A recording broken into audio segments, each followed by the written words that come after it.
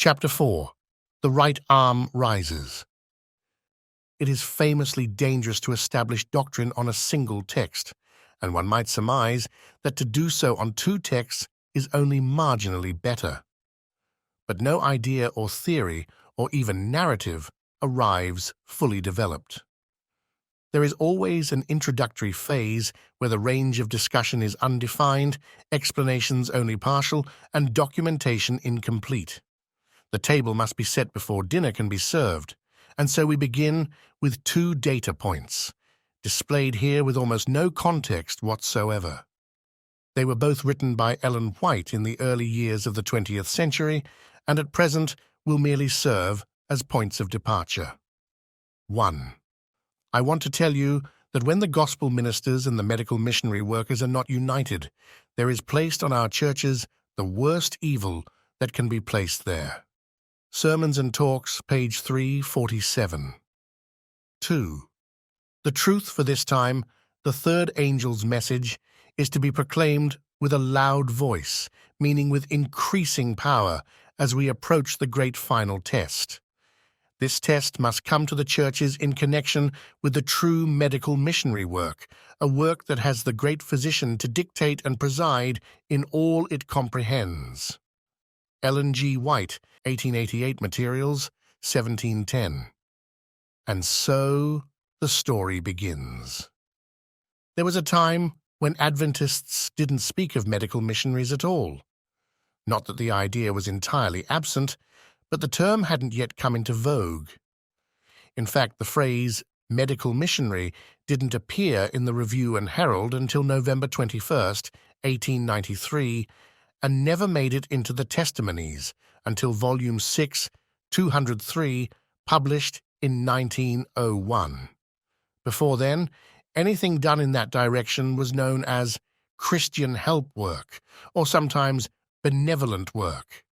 Another way to indicate the same idea of service to others was a quotation from, or even just an allusion to, the 58th chapter of Isaiah. But even though the idea wasn't entirely foreign to the church, it's probably fair to say that none too much was done along those lines. The Seventh-day Adventist Benevolent Association was formed in 1868 to foster this sort of work.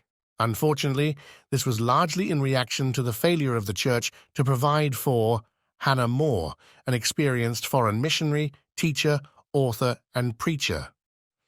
Miss Moore had worked at a mission amongst the Cherokee Indians of Oklahoma, a mission in Sierra Leone started by survivors of the Amistad, and another mission in Liberia. Back in the States on furlough in 1863, she met Stephen Haskell, who gave her some books on the Sabbath. Not until she had returned to Liberia did she fully weigh out this strange new teaching, but when she did, she concluded it was the truth, something that she felt her fellow missionaries would naturally love to hear about. But it turned out they did not want to hear her new beliefs, and they eventually fired her for keeping Sabbath. Left in a far-off foreign country without financial support, she was forced to pay her own way back to the States and finally on to Battle Creek. This was the home of the truths she had come to love, but Battle Creek proved not to be a home to Hannah More. It was her misfortune to arrive at Adventist headquarters when James and Ellen White were out of town on an extended camp meeting tour. Sadly, the Whites never met Miss Moore in person.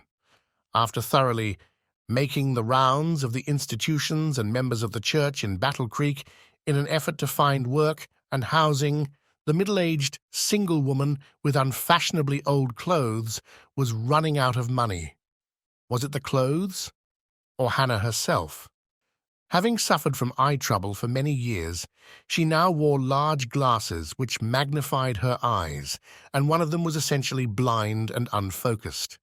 Physically unimpressive, somewhat worse the wear from crossing the Atlantic Ocean 6 times and spending years in the jungles of Africa, the graying, middle-aged missionary seemed not to fit in well with the relatively refined society of Battle Creek's West End. As a stopgap measure, she sought employment and housing with some former co-workers, a Baptist family who now lived in northern Michigan.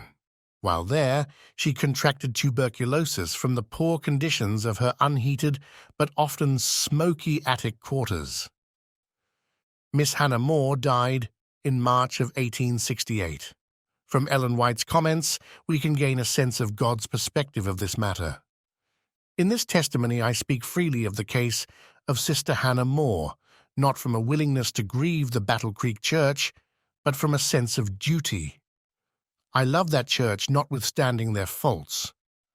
I know of no church that in acts of benevolence and general duty do so well.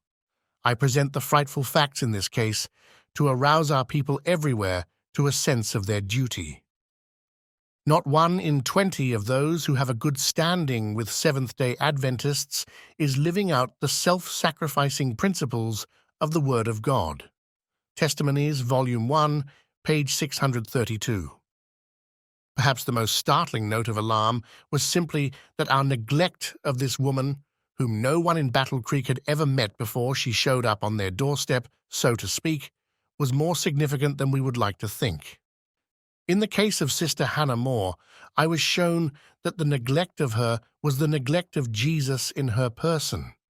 Had the Son of God come in the humble, unpretending manner in which he journeyed from place to place when he was upon earth, he would have met with no better reception. Testimonies, Volume 2, page 140. And so, with this circumstance as a backdrop, the Seventh-day Adventist Benevolent Association was formed in 1868. By 1887, there were 37 Adventist city missions in operation, but in 1888, only 22 were reported. 1888 General Conference Daily Bulletin, page 26. What a disaster! 40% of the benevolent work lost in a single year.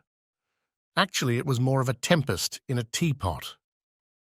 The city missions, reported in 1887, were mostly small endeavors, and their loss doesn't seem to have concerned anyone very much. The numerical discrepancy may have simply been the result of negligent, or perhaps realistic, reporting.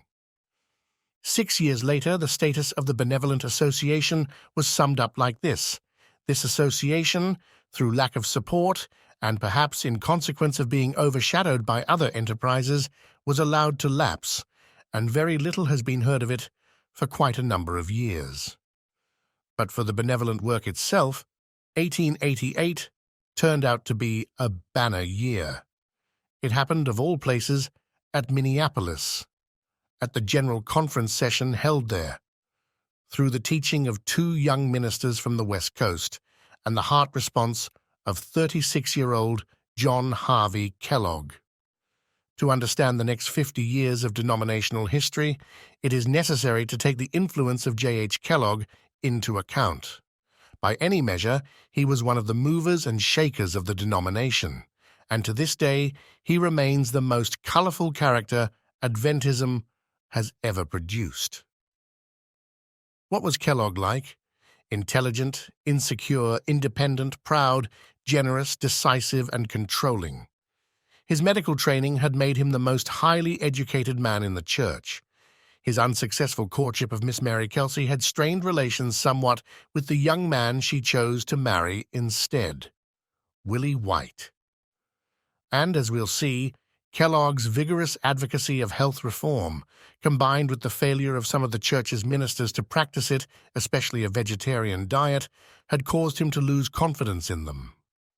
Kellogg was all this in 1888 to one degree or another, but none of these traits is as important to our story as one other thing which Kellogg was just then.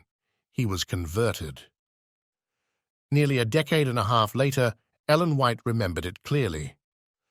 After the meeting at Minneapolis, Dr. Kellogg was a converted man, and we all knew it. We could see the converting power of God working in his heart and life. 1903 General Conference Bulletin, page 86. Now, to understand this statement, it must be borne in mind that Dr. Kellogg was by this time an established figure in the church. He had been medical director of the sanitarium for a dozen years already. It's not like he was the town drunk. But here he was now, in late 1888, early 1889, a converted man, and so obviously so that everyone knew it. It was clearly visible to all. And that raises an interesting question. What had changed? It's not that Dr. Kellogg suddenly began attending Sabbath services at the Dime Tabernacle, or that he stopped going to the local bar, or that he paid up on tithe that he had withheld in the past. So what had changed? Perhaps this statement will help. While the believer is justified because of the merit of Christ, he is not free to work unrighteousness. Faith works by love and purifies the soul. Faith buds and blossoms and bears a harvest of precious fruit. Where faith is, good works appear. The sick are visited, the poor are cared for, the fatherless and the widows are not neglected, the naked are clothed, the destitute are fed. Selected Messages, Book 1, page 398. It seems that this is the kind of conversion that Dr. Kellogg experienced. As might be expected, a change of heart like this could simmer along in one's own personal experience for a while. But in Kellogg's case, it wasn't long before it came out into plain sight. He was, after all, a promoter, a go-getter, not one to sit on the sidelines of life. A year and a half after the Minneapolis meetings, Kellogg was in northern Michigan, about 50 miles from Hannah More's grave, talking to Ellen White about starting an orphanage. She later wrote to the medical workers in Battle Creek, "While in Petoskey, I had some conversation with your physician-in-chief in regard to establishing a home for orphan children at Battle Creek. I said that this was just what was needed among us as a people, and that in enterprises of this kind, we were far behind other denominations."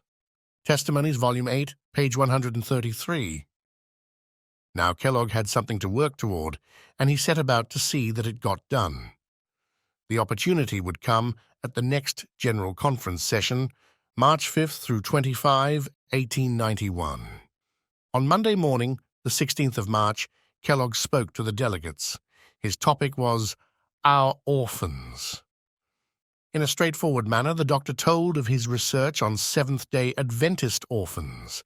A letter of inquiry sent to 536 leaders within the denomination had resulted in a list of 222 orphans.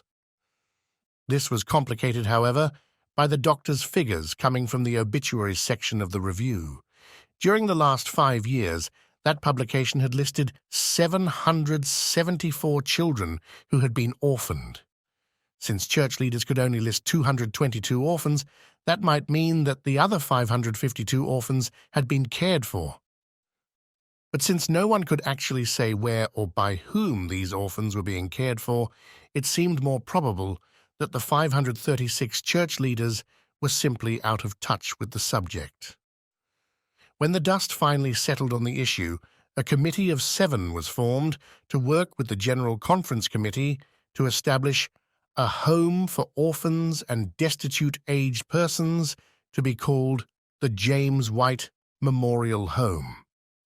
1891, General Conference Daily Bulletin, pages 177 through 178 and 206. The developmental path of the orphanage seemed straightforward. Raise funding, erect building, select staff, secure operating budget. It wasn't necessarily going to be easy, but it wasn't exactly brain surgery either. But there was another plot line playing out during those meetings of the General Conference that was inextricably intertwined with the story of the orphanage.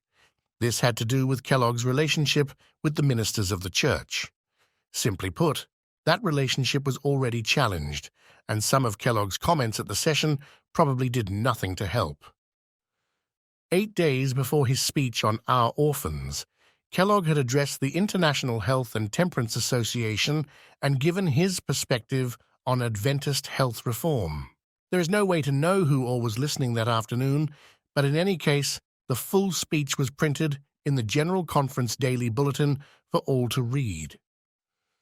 The preamble to Kellogg's account of the association's activities provides a good introduction to the tensions between him and the ministers. The American Health and Temperance Association, or as it is now called, the International Health and Temperance Association, was organized a little more than 12 years ago, and I am glad to be able to announce today that it is still alive and threatens to continue to live for some time to come, in spite of the many dangers which have threatened it and the many obstacles which it has encountered. The time when this association was organized was an opportune one. Something more than a dozen years before, there had been a very active and earnest agitation of health and temperance principles among our people, which had resulted in the adoption, by the majority of those who at that time constituted the denomination, of many very important reforms. Intoxicating drinks and tobacco had been practically excluded from the denomination. Elder White wrote in 1870, "As a people, we have discarded the use of tobacco in all its forms. Thank God for so glorious a victory over perverted appetite. In the annual assemblies of the leading men of our denomination, not the least taint of the filthy weed can be discovered by sight or smell.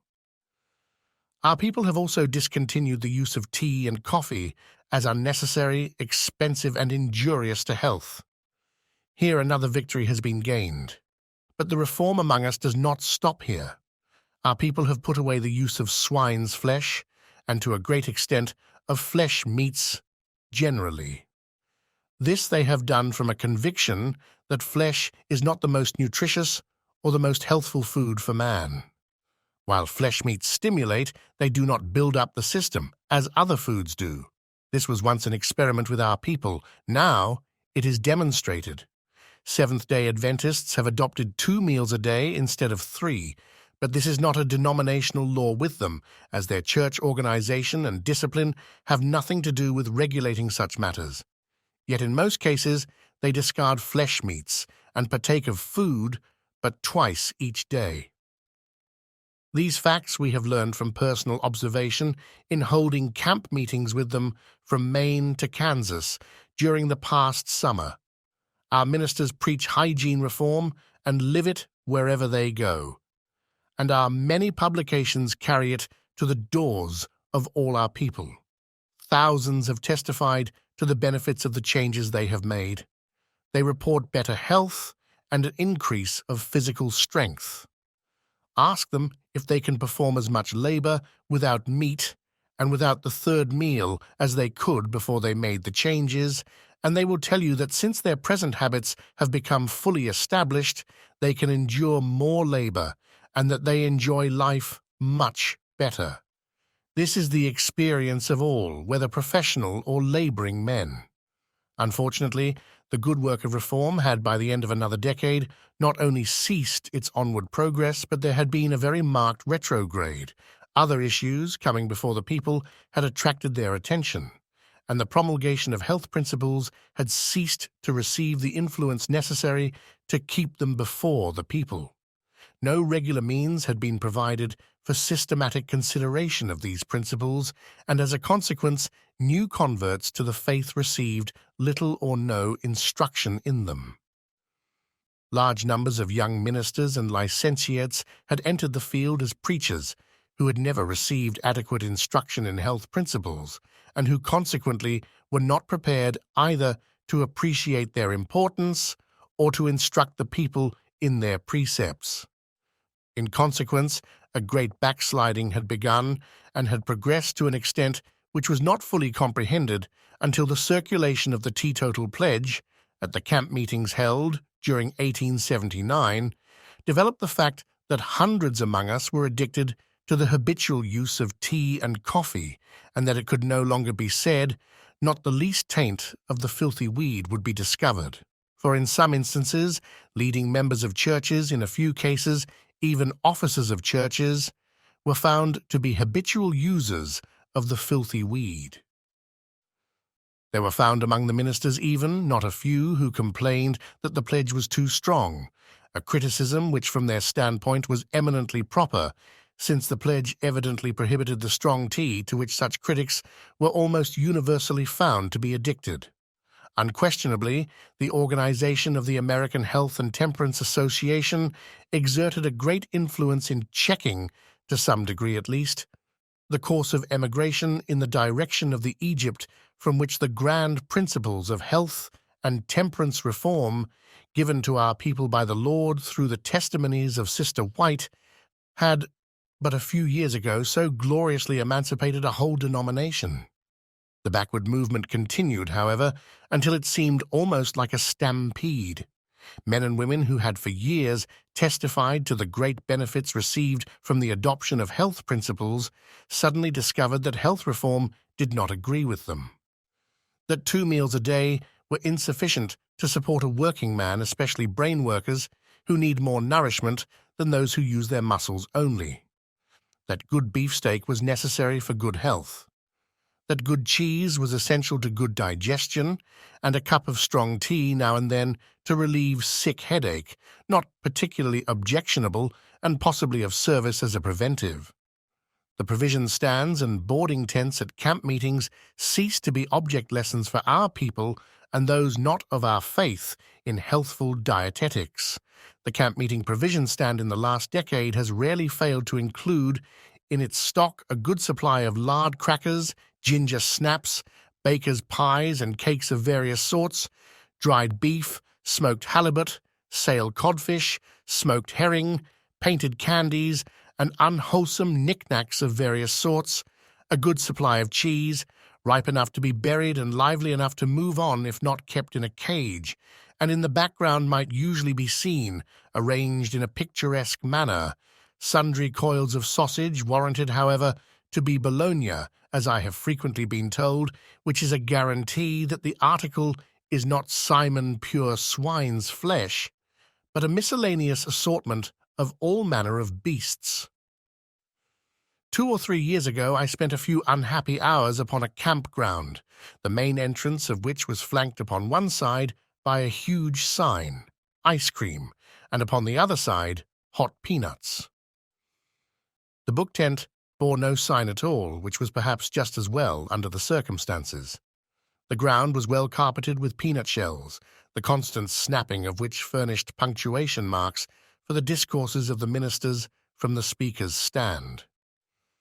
With such examples to the flock at camp meetings, the annual gatherings which our people are earnestly exhorted by the ministers to attend for the purpose of drawing near to the Lord and seeking a more complete consecration of soul and body to the service of God. It cannot be considered a matter of wonderment that in their home life our people have for some years back not been making progress in the reforms which God so graciously placed in our hands more than a quarter of a century ago for us to cherish and practice for our own good and to develop and promulgate for the benefit of our fellow men. And it is not a matter of astonishment that even beneath the shadow of the sanitarium, which in the providence of God was established to be a means by which these reforms should be fostered and encouraged, there should be found tea-bibbers and coffee-topers, while among the families of the denomination there are probably to be found few indeed who do not daily gather about the flesh-pots, and, to use the graphic words of a vegetarian heathen, chaw with bloody teeth the bleeding bread. With this state of things, the description of which I assure you is not overdrawn, it should not be a matter of surprise to us that the American Health and Temperance Association has not been in a very flourishing state as an organization, or that it has been difficult to maintain a lively interest in its state and local organizations. Nevertheless, something has been accomplished.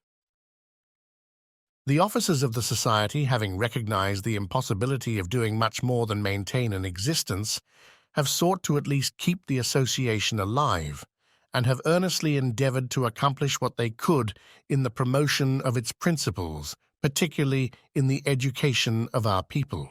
1891 General Conference Daily Bulletin, pages 41 through 42. When the 1891 General Conference formally authorized the orphanage project, they considered as well the need for funding. The trustees of the institution were told they could make general appeals to the church membership through the church's publications, and the Sabbath school offerings from the second quarter of 1892 were slated for the orphanage. One of the more noteworthy appeals came from Ellen White. A good move was made at the late General Conference in the representation of the subject to our brethren assembled, and in the decision that an orphan's home should be established. Now that the impetus has been given to the work by those who realize the great need, let everyone stand ready to act a part in helping it forward. The Medical Missionary, June 1st, 1891. The Sabbath School offerings amounted to a little more than $7,000. Beyond that, individual pledges for several $1,000s were made, but many remained unfulfilled. In general, though, the response was, well, perhaps tepid is the word. What could they do? Why was there so little interest? Actually, there was a great deal of interest in the orphanage. It's just that it was all on the part of orphans and those who had been caring for them. As soon as it was known that provision was to be made for needy little ones, applications began to pour in from all parts of the United States. And in a short time, even before any definite arrangements were made by the committee, quite a number of children had gathered from various quarters. These were placed in the care of a suitable person and located in a building set aside for the purpose by the Battle Creek Sanitarium. Several urgent appeals were sent out for funds for the erection of the necessary building, but the receipts were exceedingly slow and the donations meager, being largely from the poor, whose sympathies are usually the most easily reached. The fact that there was even in prospect a home for destitute children brought out very forcibly another fact, that there were hundreds of needy children whose cases had not been brought to public notice, who were candidates for a place in the home. The outlook seemed anything but encouraging, but the committee at last determined to make a beginning with the few $1,000s which had been received, although the amount was only sufficient to erect a cottage of moderate size after making a small payment on the land purchased for a site. Those chiefly interested in the promotion of the enterprise were greatly distressed on account of the situation, especially in view of the numerous applications and the pitiful and urgent character of many of the cases. 1897 Yearbook of the International Medical Missionary and Benevolent Association, pages 82 through 83. In this funding drought, Kellogg began to pray that the Lord would send a generous donor, and in April 1892, he did just that. One day, a woman walked into Kellogg's office and introduced herself as Mrs. Caroline Haskell. She was a total stranger to Kellogg, and no relation to Elder Stephen Haskell, by the way. After making some general inquiries about the work of the sanitarium, she asked if there was any project of the institution that she might be able to help, along with a gift of several $1,000s. Kellogg mentioned the Endowed Bed Program, which provided free hospital services for people unable to pay themselves. But Mrs. Haskell was thinking on a larger scale than that and told Kellogg so. Making a quick adjustment, the doctor shared the dream of constructing an orphanage. "That," said the lady, "is just such an enterprise as I should like to assist, and I should like to talk with you further in reference to your plans." A few days later, Mrs. Haskell examined the plans which had been prepared for the building of an orphan's home. She at once recognized the fact that they were insufficient for the purpose, and in several ways might be greatly improved. After some thought, she made a proposition which was almost startling to us, coming as it did from one who was so lately a stranger to us and our work. It was to erect the entire building herself, at a cost of $30,000, provided it might stand as a memorial of her deceased husband. Mr. Haskell, she added, had been greatly interested in boys. He had reared more than one orphan lad to manhood, and had contributed many thousands of dollars to institutions for boys. Mrs. Haskell's plan once formed, she did not linger about carrying it out. New designs were prepared and submitted to her, with which she expressed her satisfaction, and by midsummer the funds were in the hands of the committee and the ground broken for the new building. 1897 Yearbook of the International Medical Missionary and Benevolent Association, pages 94 through 95. Despite a slight delay caused by revising the plans, by August of 1892, the construction was begun in earnest. In February 1893, Kellogg said the home was nearly complete, but the formal dedication came nearly a year later, in January 1894. It was a big occasion, with speeches by the President of the State Board of Charities and Corrections, as well as Uriah Smith, John Loughborough, Dr. Kellogg, and the matron of the home, Mrs. E. H. Whitney. The Haskell home seemed to be off and running. In the meantime, there had been other developments in related areas. The background for all this was Dr. Kellogg's visit to New York back in 1889. He would later comment, "I never had much faith in God until I went down to the Jerry McAuley Mission in New York City and saw how the Lord could save drunkards." 1897 General Conference Bulletin, page 292. The impressions made then, and reinforced later through his familiarity with the well-known city mission work of Dr. Dowcont, developed into an interest in outreach to the poor and degraded population of the large cities. Kellogg wanted to begin working in Chicago, but finances were a hurdle. The first open door in that direction came as the culmination of an unusual train of circumstances. In the summer of 1891, there was under treatment at the sanitarium at Battle Creek a young lady, the daughter of a wealthy banker, residing in Chicago. After a few weeks' treatment, the young lady returned to her home in Chicago, accompanied by a sanitarium nurse. Some weeks later, a critical surgical operation was performed by a Chicago surgeon from which she did not recover. On her deathbed, she expressed her high appreciation of the efficiency of the methods of nursing and treatment employed at the sanitarium, and of the kindness and Christian courtesy exhibited by the nurses there, and exacted from her father a pledge that he would employ a sanitarium nurse to work among the poor of Chicago. A few months later, a letter was received from him asking that a nurse be sent to engage in work among the poor at his expense.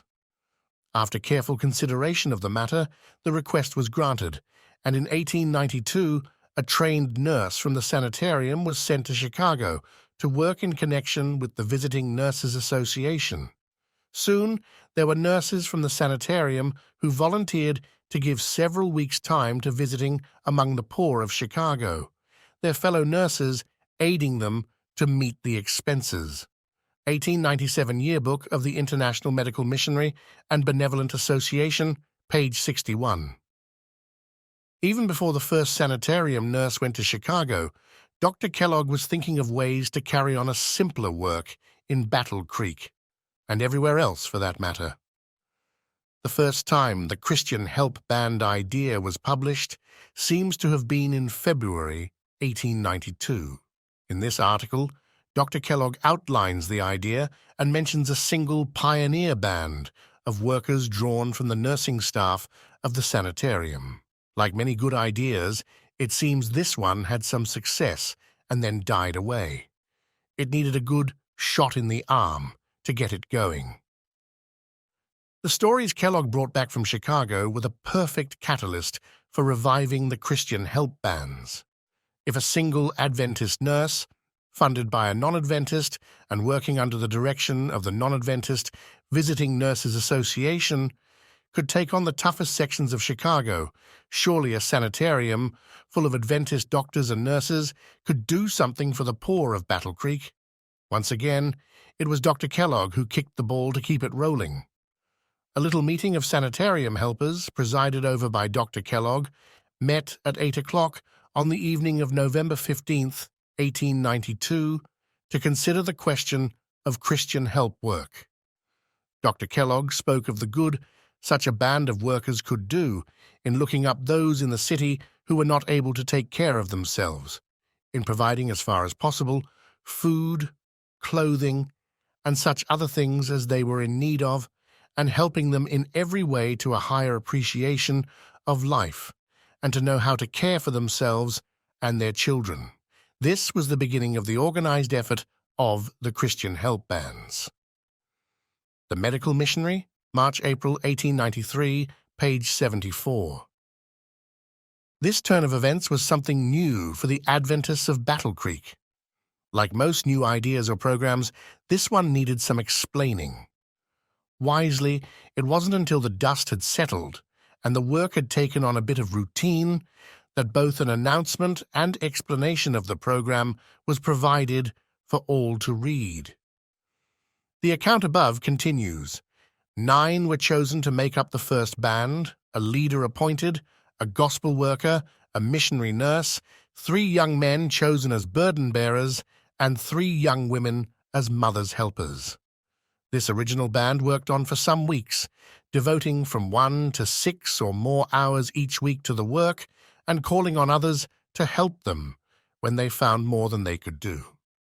Others became anxious to aid, and names enough were soon handed to the committee to make 4 new bands, which were also set to work.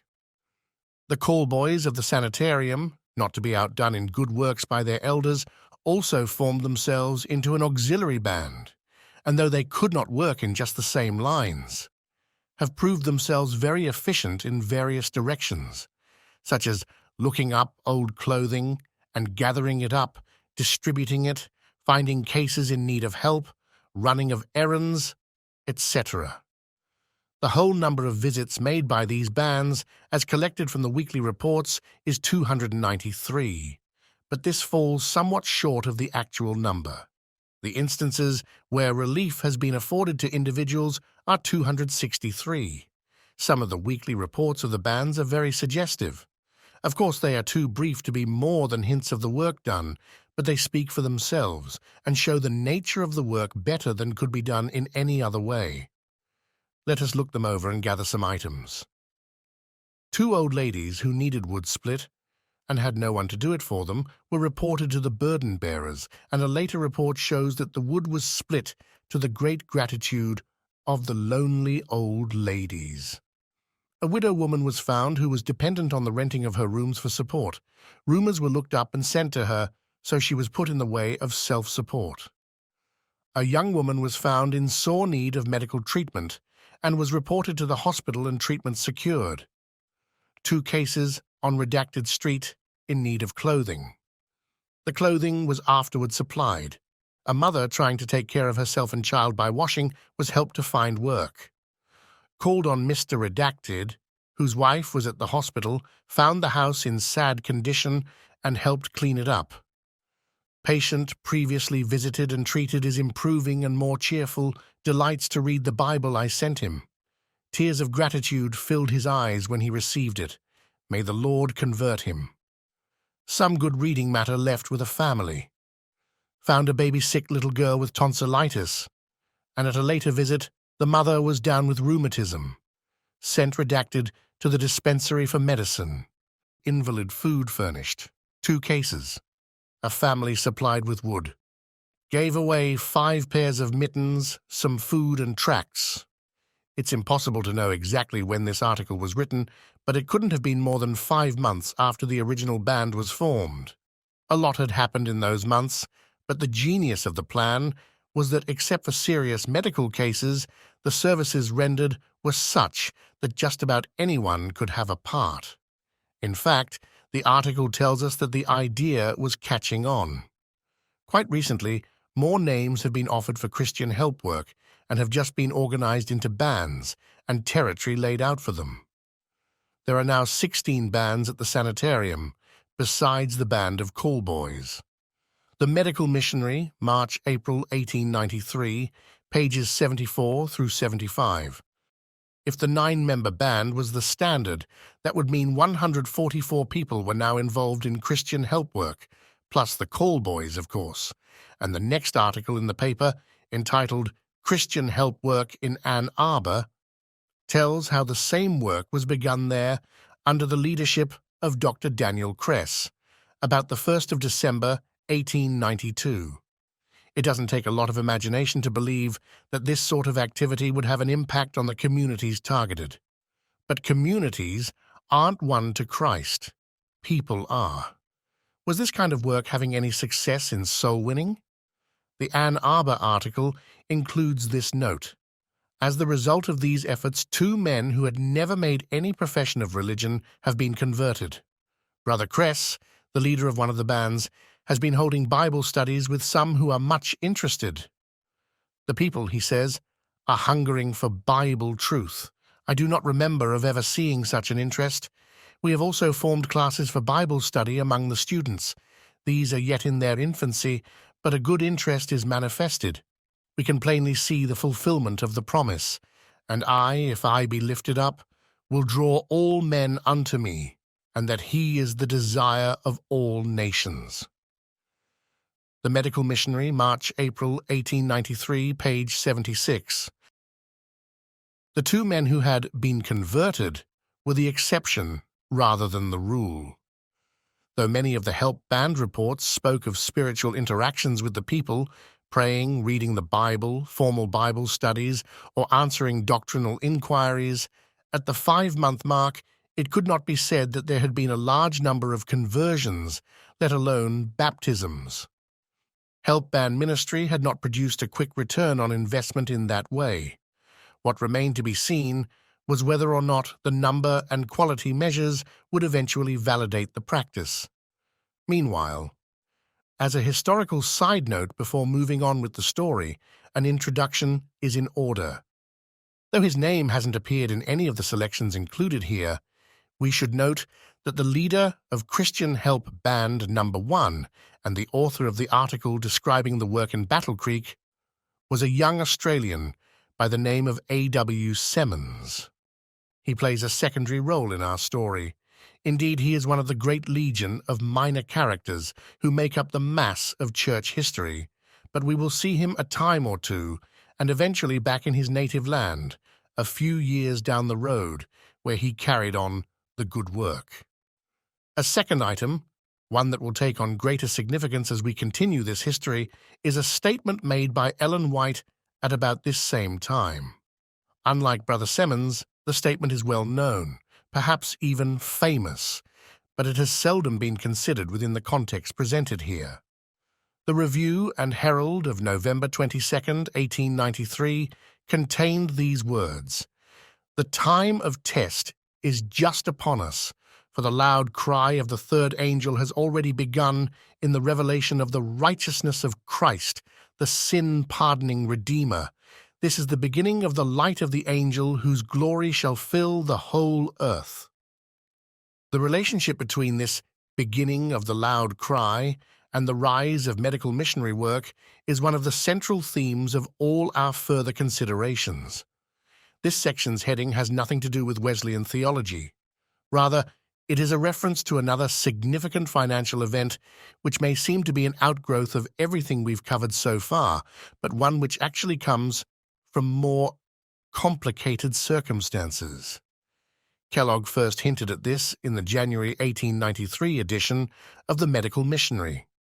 Medical missionary work has been begun in Chicago, and through a recent special providence, of which we will speak more fully next month, it will be possible to lay the foundation for a splendid work in that great city, which may be the means of accomplishing even more than our most sanguine hopes dared to expect when this work was mentioned in these columns 2 years ago. The Medical Missionary, January 1893, page 12. What was this special providence which was to lay the foundation for a splendid work in Chicago? A month later, Kellogg introduced his topic by mentioning Mrs. Haskell's donation for the orphanage and the businessman's donation that provided for the first missionary nurse to Chicago. He spoke of the evident need for the enlargement of medical missionary work in the Western metropolis and said that it was determined months ago to undertake, if possible, a sanitarium hospital before the opening of the World's Fair. This is a reference to what had been planned as the 1892 Columbian Exposition, originally intended to mark the 400th anniversary of the discovery of the New World. A variety of problems had delayed the fair, however, and as Kellogg was writing in early 1893, the opening day was still several months away. The problem with this sanitarium hospital plan, of course, was the lack of funds. Hence Kellogg wrote, "Under these circumstances, the reader can well imagine the surprise and gratification afforded by a recent visit to the writer of two gentlemen of wealth, who placed at the disposal of the committee the sum of $40,000 to be devoted to the purpose named." One of these gentlemen stated that for 3 months he had been impressed that he ought to make a liberal contribution to medical missionary work, and it was this impression that brought him to seek an interview for the purpose of ascertaining the needs of the work. Is there a single one of our readers who is not desirous of participating in a work which is blessed in so evident and remarkable a manner? We know of no similar experience anywhere in which so young an enterprise has received, within less than 1 short year, 2 such special providences as heaven has bestowed upon our work. One of these provides a home for needy children, the other makes even more ample provision for the relief of the suffering sick. Let us all thank God and take courage. The Medical Missionary, February 1893, page 37. 5 months later, it was plainly stated that the funds were provided by Brethren Francis H. and Henry S. P. Wessels. The Wessels family were from South Africa and had come into wealth through the sale of property containing diamonds. They gave significant contributions to a variety of church projects during the 1890s and 1900s, but all was not as well as might appear from Kellogg's account of the situation. The Wessels family were relatively recent converts, and though probably as sincere as the average new believer, they had their weaknesses too. Ellen White commented some years later, revealing the surprising influence of mistakes made. The Wessels family have made large donations of money to Dr. Kellogg as though he was the one who was to be steward of their means. The means that the Wessels family gave so abundantly in America should not have been handled by one man as he pleased, but by faithful stewards who would have appropriated the money for the opening of the work in Africa. A great work might have been done in that field. Books should have been translated for use in fields needing strong missionary effort. Had the work been done that should have been done, the religious experience of the Dutch people would have been materially changed. This is where the young men of the Wessels family made a mistake. Mission fields in Africa were in their destitution, crying to God for help and relief. They were starving for the light that should have shone in the dark places in regions beyond. This cruel, treacherous war would not have come at this time had the missionary work been done that the people of Africa were in suffering need of. The things which ought to have been done, but which have not been done, testify to a neglect of duty. The cruel, treacherous war she speaks of was the horrific Second Boer War, in which British forces employed scorched earth tactics, rounded up the civilian population, almost all women and children, and held them amid deadly conditions in a whole system of concentration camps. Approximately 27,000 died from starvation and disease. It is a sobering thought to consider what responsibility may rest on the heads of Seventh-day Adventists in this case. There are many lessons which might be drawn from this history, but our focus is the impact the Wessels' generosity had on Dr. Kellogg. Ellen White's letter continues, "Let it never be forgotten that true Christianity comes through the engraving of Bible principles upon the heart and character. This must be an individual work visibly expressed. Then true missionary work will be done. The Lord's means will be carefully invested. A class of workers should have been sent to Africa who would have tried by every means in their power to educate the people they came over to help. But some of those sent to Africa as missionaries needed the converting power of God upon their hearts. From the light God has given me, I know that He has not inaugurated such a work for our people to do as Dr. Kellogg has started in Chicago. In every city, there should be missionaries, evangelists, appointed to work for the lower classes, who through abuse are ruining themselves.